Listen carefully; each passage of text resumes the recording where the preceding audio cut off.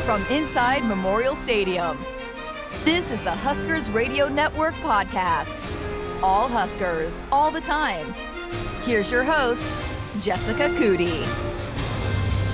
Welcome back into another edition of the Huskers Radio Network podcast. I'm Jessica Coody, and so very excited for today's guest because I've been wanting to have her on for a while now. She's such a great person and always fun to chat with and does so many things here at the University of Nebraska. Erynn Butzke, the Spirit Squad head coach. But I feel like the title is a little misleading because you do a little bit of everything in terms of the Spirit Squad. You're overseeing the cheerleaders, the Scarlets, the mascots, all of it. So thank you. I know you're busy, so thank you for taking some time and chatting with me today. Yeah, thanks for having me. This is fun. So let's just start your background because you were Scarlet here, right? So how you came to Nebraska in the first place to dance here? Yeah, so I was on my high school dance team. I was terrible at basketball, and I knew that I still wanted to go to the games. So I got really interested in dance team and tried out and made it, and then really just didn't know what was next. I didn't have social media the way that we have it today, so it was just really what was in my space and what was around me. And I actually met, or I saw a Black woman dancing on CBS at Nationals for Nebraska. Wow. And there was just something about her. I was like, oh my gosh, like, she looks like me. She can do this. Like, I want to be her. So I did some research, and we eventually met and became friends. And she really mentored me and kind of just showed me the ropes about what college dance team could be. And she loved being here at Nebraska. And so that was... Her name is Ebony Just. Okay. And we're actually still friends. That's We've awesome. worked together. Like I said, our friendship has spanned so many years.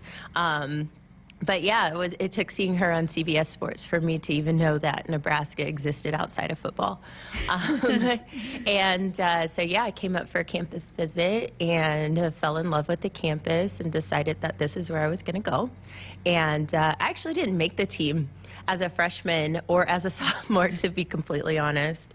That was shocking.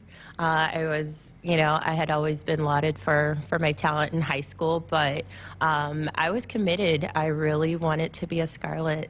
I loved what they were about. I loved their style. They were just so inspiring to me and ended up being great friends. And so I worked really, really hard and made it as a junior. And stayed on the team for my junior year, senior year, in an extra lap, and then graduated in 2003. What was your experience like as a Scarlet? How much did you enjoy it? What were your big takeaways? Oh, boy. I think when I finally made the team, I was in shock. I was like, I had put all this work into trying to make the team, and now I had to, do more work and actually come through and be on the team. We were a competitive team at that point, and I credit my senior captain at that time. Her name was Sharice Schramm now, but Sharice Duell before she got married. And she was just such a great leader. I mean, she was very compassionate, but had standards. She never let us let ourselves down, if that makes sense. And she really kept me energized and focused, especially during that competition season. And actually that year, that junior year, we got second in the country. We were second place in Division 1A, which was really cool. And then we had some coaching change, and some other things were changing right around that 2002-2003 season, so things were a little bit different. But I absolutely loved being a Scarlet. I loved being on the field. I loved, performing for so many people. I loved meeting people. I obviously loved to dance, so it was great.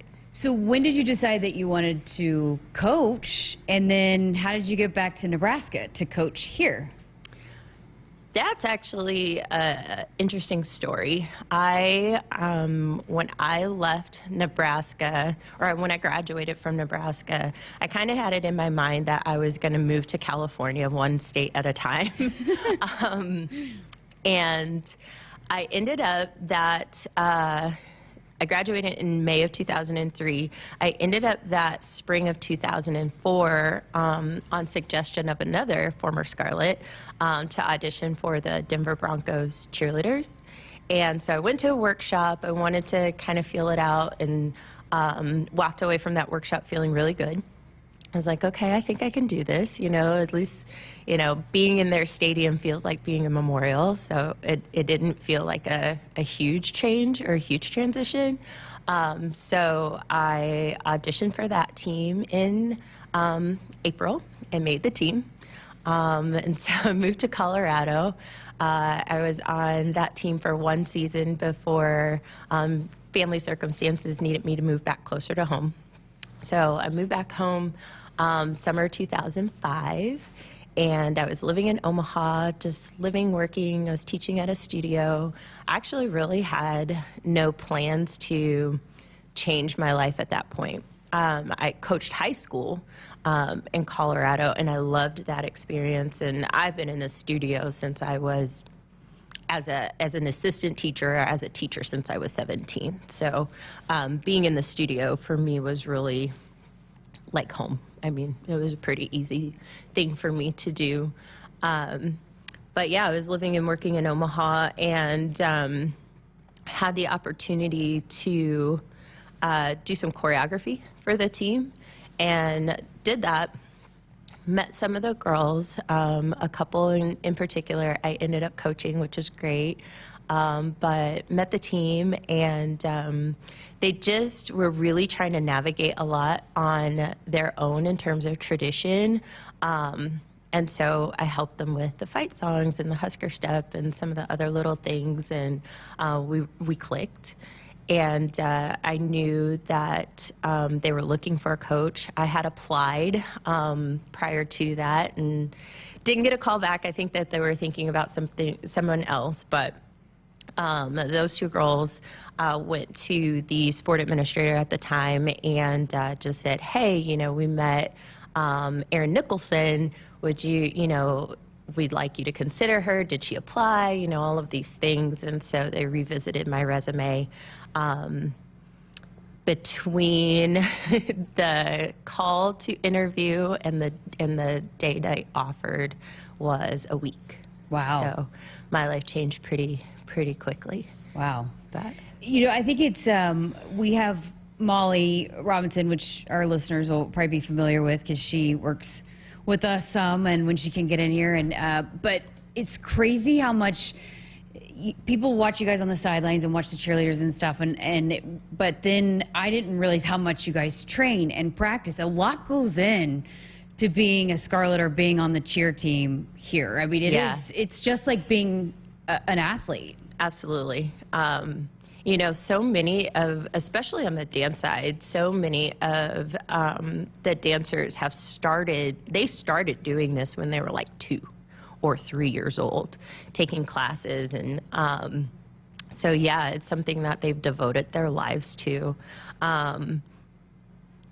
I'm constantly impressed, even still, when I think about all of the things that they have to do. But yeah, they have a strength and conditioning coach. We love Coach Hayden. He's the best, so shout out to him. But they lift twice a week. We have practice 4 days a week. In addition to that practice schedule and performance schedule with the games and all of that, they also have appearances. So we're out in the community promoting Husker athletics, just connecting with people. I think that's one of my favorite parts of the job, but especially in the fall, it can be really demanding.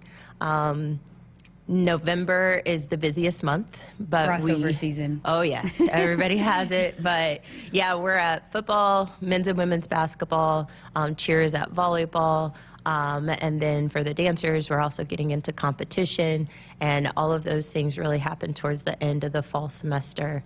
When we get back, competition is in January. When we get back from that, we've got men's and women's basketball, and then we start with baseball and softball, and promoting those sports and performing at those sports. And then we have auditions in April. Yeah, and I mean, when you say appearances, I mean, there could be one every night of the week a lot of times. It's Absolutely. wild. I mean, always constantly helping to promote. Because not all the time can a coach go to an event, or Right. can people from the university. So it's you get the call and you're like, hey, can you have some cheerleaders or dancers here? Or can you get Herbie here, right? I mean, Yeah. you're constantly getting those calls, I imagine. It's it's neat though. We get to do the fun stuff. And so we've been we visited with our elderly fans at assisted living facilities and listening to their stories about, old Nebraska football and when they had season tickets and all of those things is really, really cool. It's fun to be able to bring a piece of memorial and a piece of the game to them because they used to go to the games and maybe don't now. We visit with elementary students. We work with the life skills department and some of their initiatives and events. Husker Heroes in particular is one of our absolute favorites. We get to be present at Hall of Fame induction. That was a really cool thing that we got to do this year, celebrating Louise Pound and for her contributions to women's athletics here at Nebraska. Actually, a former cheerleader got to accept the award on her behalf, so that was cool to be a part of. But yeah, anytime you can't send a coach or another sport athlete, we're there, so. So you had mentioned when you were Scarlet, you guys got second, you were a competition team, but the Scarlets weren't until last year. So you Right. guys went to nationals and competed at nationals for the very first time last spring. Why did you want to get the Scarlets program back into competing at nationals and for those national titles? Yeah, that's a great question. Our trajectory, our pro level is different than some of the other sport athletes. Once you get into the pros, it's very much team oriented. You're devoted to the sport that you're supporting, but there's really no opportunity to compete beyond the collegiate level. And as I mentioned before, so many of these dancers have been dancing since they were 2, 3. They've come up in middle school and high school competing, and I wanted these dancers to be able to have that opportunity.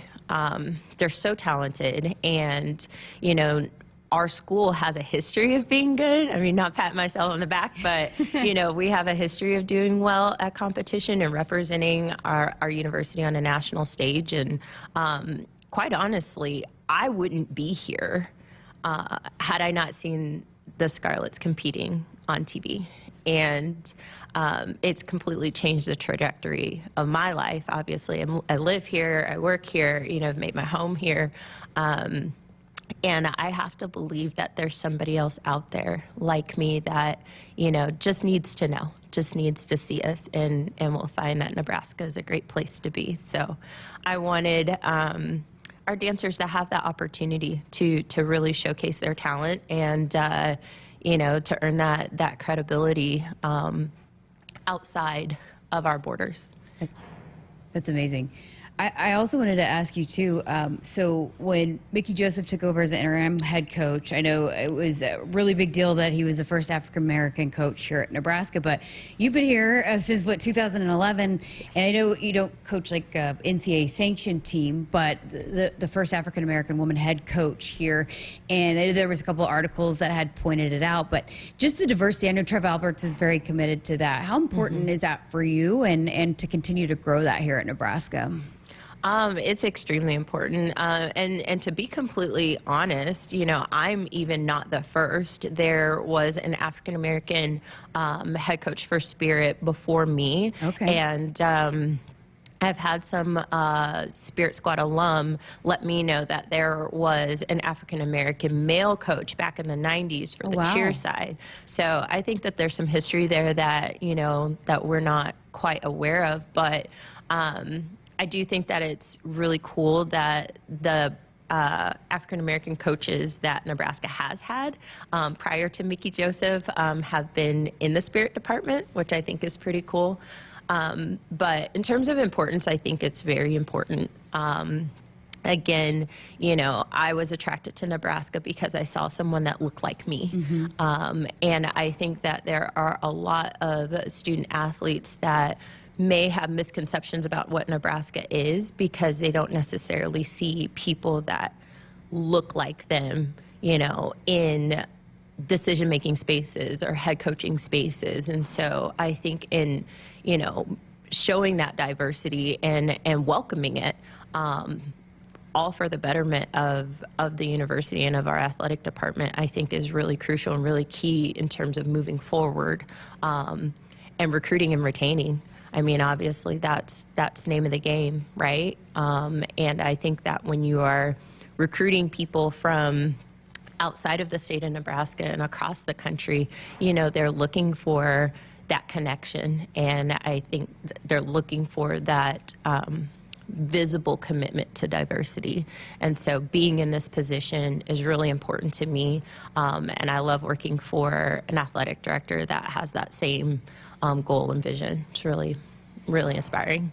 So when you are looking to put together a team and Yes. Tryouts and the Scarlet, I mean, you have just such great young women and men. I know more of the Scarlets and have interacted with them a little bit more because of Molly, but they're so kind and so nice and such good representatives. But obviously you have to be able to do the things that they do, dance Yeah. and cheer and all of that. So when you go about trying out and putting together teams, what goes into that for you? So I am a big believer in the Gallup-Clifton strengths themes, and one of my themes is deliberative. So I like to collect as much information about a candidate as possible before I make a decision. But yeah, it really it starts with talent. You have to have talent to get in the room. So whether it's your jazz technique or musicality for the dancers or tumbling ability, sharp motions, good vocals for cheer, you have to have the talent. And then we start diving into, who they are as people. Because even if you are the most talented in the room, if you're not a person of good character, it's never going to work. We look at this when we bring on new members of the team. I feel like that's like the most important thing that we do each year, because we're essentially making a lifetime commitment to each other. And I value authenticity, I value kindness, and like I said, good character, hardworking, and we try to look for all of those things. Not only do we assess the talent, but they go through an interview process. We try to get to their hearts, and then we look at their academics, talk to old coaches, and really just throw in a little bit of pixie dust and create magic and pick a team. That's awesome. Well, there might be some parents or some little girls that are aspiring to be the next Scarlet or Nebraska cheerleader, and you've got some fun opportunities for some of those young cheerleaders and dancers coming up. Tell us about some of the things that you guys are working on as far as that goes, and promoting and maybe adding to the next generation of those athletes. Yes, we are so excited. So date-wise, it depends on how well football does. We're still pulling for them and hoping to get back to the top of the Big Ten West. But sometime in December, we're going to have a skills clinic. We're going to do one for cheer and one for dance, and that is going to be for 8th grade and up, so that we're really diving into those dancers and cheerleaders that could be future members of our team. And then in February is going to be our annual youth clinic. We're excited to have that back this year, and that's for kindergarten through 6th grade. And those students, they'll get to learn a little dance with us, and then we're going to perform at halftime of a women's basketball game, and it's super fun. It's one of our... I love those games. Yes, it's literally one of the best games ever, and the kids are so cute. So entertaining to watch all those. I mean, it is hilarious, and they are just like, oh, they mean it, they love it. So much personality. Yeah, I mean, and you can tell your girls and your athletes are so good with the little kids too. So I love that. So where can people follow along? And because I know you don't have dates set, so where do they follow along and make sure they can get all that information? So we are very active on our Instagram. The handles for cheer are at Husker Cheer Squad and then at Husker Scarlets. But we put all kinds of information and updates there generally first. And then our Nebraska Spirit Squad is where you can find us on Facebook. And then what about for anybody listening in that wants to maybe potentially try out coming up soon? Where do they get all that information? Same place? Generally the same place, yes. We're going to put, like I said, everything on Instagram first. If you would like to know more about the program prior to our tryout process, feel free to email me. My email address is ebutsky at huskers.com. I love meeting prospective members and getting to know them and starting that process. But definitely, if they're interested in trying out, come to a clinic. That is the best way to meet the team, see if you vibe with the team, learn our style, and get some really personalized feedback. Well, Erynn, appreciate your time. Thanks so much for all that you do. And you've been so nice and kind to me since I've gotten here. So, and I love your team. So thank you so much for spending some time with us. Yeah, thank you so much. And again, that is Erynn Butzke, the director and head coach of all the Spirits teams here at Nebraska. And make sure you subscribe and like wherever you're listening to never miss an episode here on the Huskers Radio Network. Thanks so much for listening.